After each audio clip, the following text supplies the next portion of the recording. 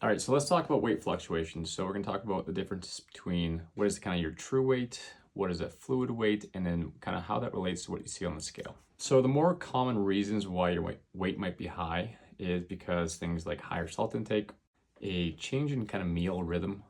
So if maybe you ate, during the week a little more structured, you're eating kind of your 3 square meals and a snack. On the weekends, it tends to be a little less regular. Maybe you have 2 bigger meals, and what that does, it just changes the whole kind of food components in your bowels. So that changes how much is there, and then with that change digestion. So it could mean that you just get a little more food in the tank there, and you just need a good poop to kind of change things, and maybe it's a little higher because of that. And then maybe just poor sleep, so that can also throw off your bowel rhythm, but just poor sleep can result in stress, and then that stress leads to water retention. So we'll talk about that in a sec here. So I always like to talk about your weight as a 2-compartment weight model. Compartment 1 is your kind of your fat, muscle, bones. These are things that are more permanent. So they change very little day to day. And then compartment 2 is this kind of fluid weight that changes a lot. That's your blood volume.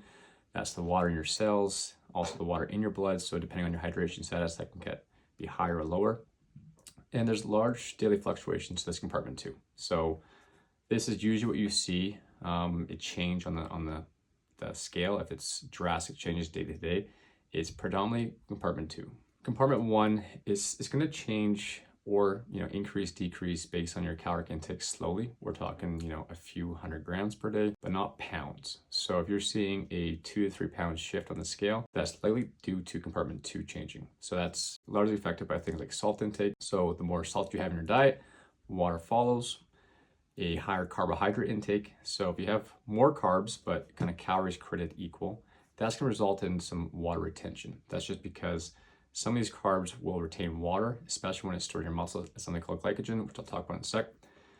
Poor sleep or stress, these are both things that cause your body to release a hormone called cortisol, and then that results in water retention. Intense exercise. So this is something that can kind of confuse some people, is they'll go do a hard workout and they're sweating, a lot, which they expect. They associate that with hard work, and then, the loss of water to change their weight. What ends up happening is that the body responds to that kind of stress from that workout, and it stores some of this sugar in its muscles called glycogen. And last, for females, hormones play a big role. So your compartment kind of 2 is fluctuating quite a bit just based on fluid retention, or fluids kind of coming off, so that will change quite a bit. But what really matters is your average weight. For people that are weighing themselves on a more regular basis, I recommend taking the average. So 2 to 3 times a week, if you take that weight divided by how many times you measured it, that will give you an average weight, and that gives you a trend of what's happening. So that's just a better picture of what's going behind the scenes. It'll show the kind of that change to compartment 1 a little better, whereas that one measurement, say a Monday to Monday, if there's a drastic change, that's kind of usually just suggesting a change in that compartment 2. And then you also have to take in consideration that weight is just one metric of what's changing with your body. You got to use that in combination with things like your measurements, how you're feeling, your progress in the gym. Are you getting stronger? Are you getting faster? All these kind of things. So it's just one thing to use kind of in combination. Here's kind of a quick example. You can see up and down quite a bit, but if you were to kind of draw a line through this person's kind of weigh-ins here, you'll see that the trend maybe a little more stagnant here, but it does kind of change over time.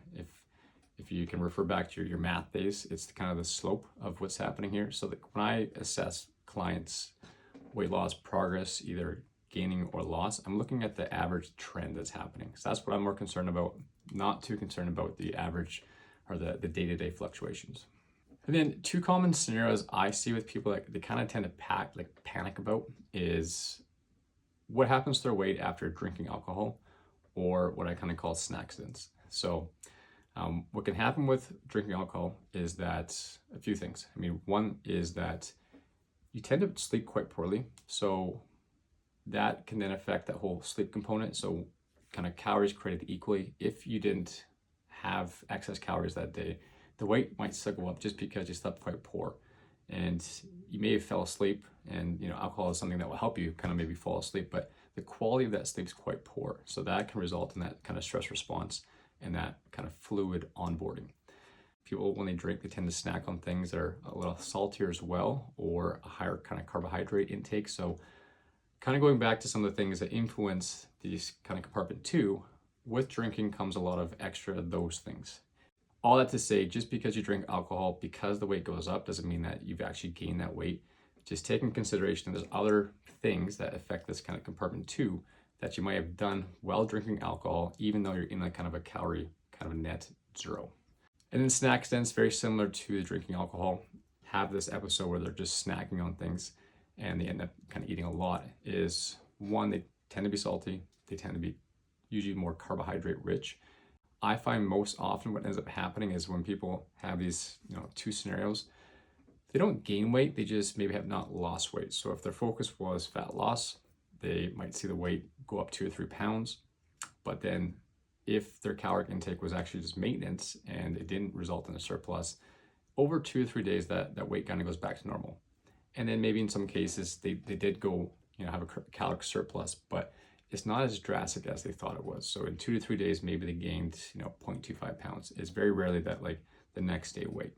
So the take home message here is don't panic about the individual weights, or if you have a weight that increases drastically kind of day to day, pay attention to the average. That tells you a better picture of what's actually going on.